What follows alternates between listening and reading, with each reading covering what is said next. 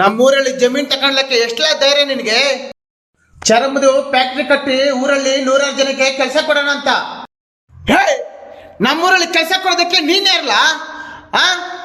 ಯಾರಾದ್ರೂ ಹಸ್ಕೊಂಡ್ ಬಿದ್ದಾರ? ಇಲ್ಲಿ ಯಾರಾದ್ರೂ ಬೇಡ್ಕೊಂಡ್ ಬಂದಾರ? ಈ ಅವ್ವ ಎತ್ತಿರ ಮಕ್ಕಳು ಕೈ ಬಿಟ್ಟೋದ್ರು. ಈ ಭೂಮಿ ತಾಯಿ ಕೈ ಬಿಡ್ಲಿಲ್ಲ.